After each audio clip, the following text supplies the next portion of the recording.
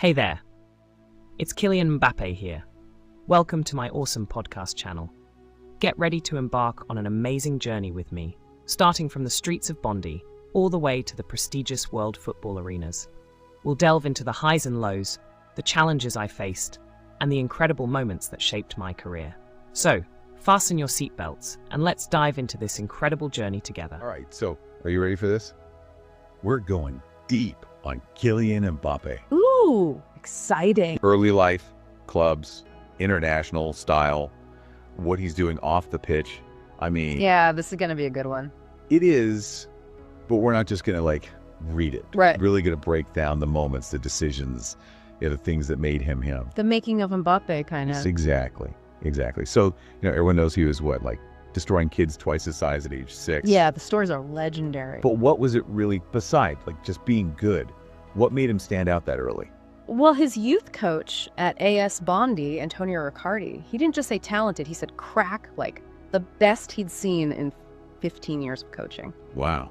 Yeah, and he really highlighted the dribbling, the speed, even way back then. So it wasn't just athletic. There was something about how he played. It was there, yeah. And Real Madrid was already scouting him at 11. Come on. Right, that tells you something. They saw the potential that early. I mean, that's a gamble, spotting talent that young, but clearly they saw it. They did. And Chelsea, too. He had a trial with them around 14. It's crazy. Top clubs fighting over him before he's even, out of high school? It's wild. Okay, so before the huge clubs, there's Monaco. Why was that time so important? This is where it gets, strategic, His rise in Monaco, it wasn't just fast, it was crazy fast. How fast are we talking? Reserves to the first team in 3 weeks. No way. Yeah, unheard of. And then it's not just making the team, he's breaking records instantly. Monaco's youngest first-team player, youngest scorer, he beat Thierry Henry's records. Outdoing Henry at that age, that's insane. They had to know they had something special. Even the vice president, he said from the start, Mbappe was a phenomenon. Wow. His 2016-2017 season, that was the breakout. League One title, deep Champions League run, he was scoring huge goals. It was like watching a superstar being born. Absolutely. We got to mention Falcao, right? Having him as a mentor during those Monaco years. Oh, yeah, that had to have an impact. Falcao, proven goal scorer, Mbappe learning from one of the best. Perfect environment for him to grow. Couldn't ask for better. And then the move that shook everything. 2017, he's 18. He signs with PSG for 180 million euros. Yeah, that was huge. Most expensive teenager ever, second most expensive player ever. Was that justified back then? It was a massive gamble, but looking back, it paid off.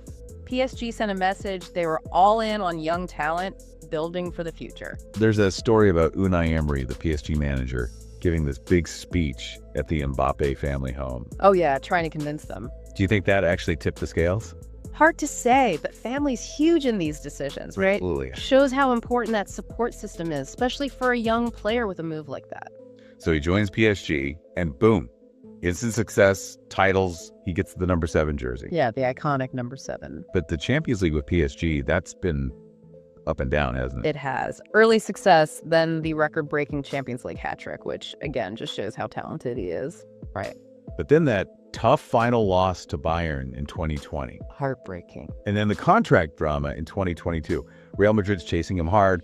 PSG offers £4 million a month for him to stay. Crazy money. He stays, and that was a big moment. Stability, familiar place, but people wondered if he wanted to conquer Europe. He did become PSG's all-time top scorer, broke Cavani's record. Which is huge. But then, 2023, he says, nope, not renewing my contract. Big surprise. It was, yeah. It was messy, right? He's left out of the team for a while. Real power play, both sides. Clubs showing their strength, Mbappe saying, I'm valuable, I control my future. And in the end, He comes back, plays his last season, and then summer 2024, he's a free agent, and finally, Real Madrid. it happened. He called it a dream come true on Instagram. Yeah. And that presentation at the Bernabeu, 80,000 people, like Ronaldo's arrival in 2009. It was a spectacle. And he's off to a good start. Debut goal in the UEFA Super Cup win. First La Liga goals. Settling in nice. But we know the real test at Real is the Champions League. That's it. The pressure's on. Can he deliver? That's the question. He's got the team, the manager, the expectations, that white shirt. It's a whole new chapter. And the world's watching. This has been quite a ride already, and we've just scratched the surface. Next, we're going deeper into his playing style. what he's like on and off the pitch, and that interesting move into owning a club. Back again, still diving deep on Mbappé. Last time, we went from AS Bondi all the way to Real Madrid. Quite the journey. Now let's talk about what makes him so good on the pitch. All right, let's get into it. We've heard the Pele comparisons, the Thierry Henry comparisons. The greats, yeah. But what is it about how he plays that makes people say that? It's got to be more than just the goals. Right, there's got to be more to it. Well, first off, the speed. Yeah. It's insane. Oh, absolutely. It's like he's playing at a different speed than everyone else. Like he's fast-forwarded or something. They clocked him at 38 kilometers per hour top speed. No way. Yeah, crazy fast. But it's not just that straight line speed, it's how he moves. Right, like he can just change direction. Agility, quick feet. He's a nightmare for defenders. They can't keep up. I've seen clips where he's just gone, like, past defenders who look like they're standing still. It's almost unfair how quick he is. But you don't become world-class just by being fast. No, you need more than that. So what else? It's how he combines that physical stuff with the technical skills. Like what? His control of the ball is amazing. He can dribble through tiny spaces. You just can't get the ball off him. It's like the ball's glued to his foot or something. Pretty much. And then there's the finishing, how he scores. Clinical, right? So clinical. He just knows where the goal is, but it's also the decisions he makes. Right, right. He can score from anywhere, left foot, right foot, headers. It's what makes him so dangerous. So versatile. Exactly. I read somewhere that he used to watch videos of Ronaldo, like Cristiano Ronaldo, to learn how to dribble. Interesting. I can definitely see some of that influence, maybe. It makes sense. He learned from the best. Yeah, but he's also made it his own style, you know? He's taken bits from different players, but it's still uniquely Mbappé. That's what makes him special, I guess. It is. We've talked about the goals, but he's also great at setting up his teammates, right? Oh, yeah, he's not just a scorer. He's a creator, too.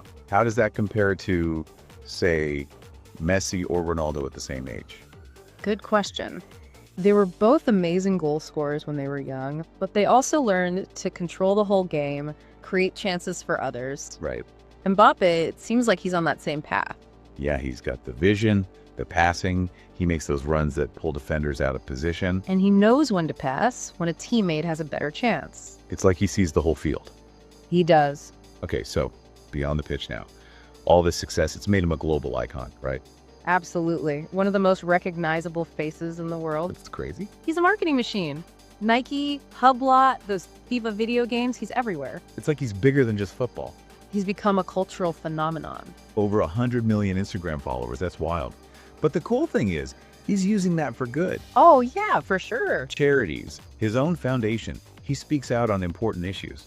It's great to see. Like, he was encouraging young people to vote in the French elections, telling them to reject extremism. Yeah, powerful stuff. He gets that he has this platform, this influence, and he's not afraid to use it. He's setting a great example, showing athletes that they can make a real difference. It's not just about the money and sponsorships. Exactly. It's about using your voice for something bigger.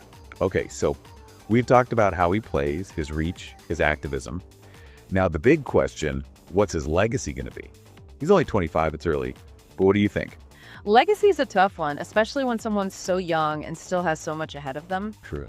But he's already done more than most players do in their entire careers. World Cup winner, multiple League One titles, PSG's top scorer, now he's at Real Madrid. It's incredible. He's on track to be one of the all-time greats. But can he keep this up for years? Can he win that Champions League? That's the big one, right? The one he's missing. Winning it with Real Madrid, that would really solidify his place among the legends. Yeah. But even if he doesn't, he's achieved so much. His impact on the game is undeniable. I think it goes beyond trophies, even. He's a symbol, especially for young people who come from, difficult backgrounds. Right, he shows them what's possible. He's proof that you can achieve anything if you work hard and you're dedicated and you have some talent. That's a powerful message. It is. I think his legacy is about more than just being a great player. I agree. He's part of this new generation of footballers who are more than just athletes. They're entrepreneurs, activists, role models. And Mbappé, he's leading the way. He is. We've covered a lot, but there's one more thing we haven't really talked about. Him buying that football club. Oh, yeah, that's interesting. He's not just playing anymore, he's trying to shape the whole game. That's next level stuff. It's like he's gone from conquering the pitch to wanting to conquer the whole sport. We'll get into that and more when we come back for the final part of our Mbappé deep dive. We're back. Final part of our Mbappé deep dive. We've talked about his playing, his influence, and now this whole club owner thing. Yeah, it's a new chapter. He's not just a superstar anymore. He's trying to shape the whole game from a different angle, you know? It's pretty ambitious. It is. Yeah. He's not content with just playing. He wants to build something. And it's interesting he chose Cayenne, right? The club that almost signed him as a kid. Like, full circle, almost poetic. Yeah, you could say that. But why do you think he did it? Giving back? Legacy beyond playing? Or something else? I think it's a mix, honestly. Part of it is wanting to help young players, kids who come from backgrounds like his. Yeah, he's talked about creating opportunities, a pathway for talent that might not get noticed otherwise. Exciting. It fits with everything else he does, the social justice stuff, using sport for good, you know. Makes sense. But it's also a smart business move. League Two, it's competitive. If he builds a successful club, that's a big return. He's not afraid to take risks, that's for sure. And he's young. Most players his age are just focused on playing. He's already thinking 10 steps ahead. He is. So what's the plan for Karen? What kind of club does he want? From what we've seen, he's very hands-on, investing, new staff. Seems like developing young players is a priority. Building for the future. He's even got some former teammates on the coaching staff now. Oh, really? Yeah, it's like he's building a team around him, but not like on the field. More like a network. People who get his vision, his way of doing things. Exactly. It's not just about winning. It's about the culture, the philosophy of the club, on and off the pitch. Long-term thinking. You've followed Mbappé for a while now. What stands out to you most about his career? What do you think his legacy will be? That's tough. I think for me, it's that he's stayed grounded through all this, so much success, but he hasn't let it change him. Still that same humble, driven guy we saw years ago. I think that's what makes him so relatable. It is. People connect with that. He's a role model, not just in football, but for young people everywhere. For sure. He shows that anything's possible. If you work hard, have some talent, you can achieve your dreams. It's inspiring. His legacy is still being written, but it's got to be about his impact on and off the field, right? I think so. He's changed the game. He's a pioneer, a symbol of hope for a new generation. Absolutely. Well, this has been quite the deep dive, wouldn't you say? It has, yeah. Mbappé, he's complex. He keeps defying expectations. He's redefining what it means to be a global icon. And his story's not finished yet, not even close. Not even close. We'll be watching to see what he does next, both as a player and now as a club owner. It'll be interesting to see where he goes from here. Thanks for joining us on this journey. Hope you've enjoyed it. Until next time, keep exploring, keep questioning, keep diving deep. Thanks for taking the time to hear my story. I appreciate your support and would love for you to like, share, and subscribe to my channel for more amazing adventures. Stay tuned. Looking forward to connecting with you soon.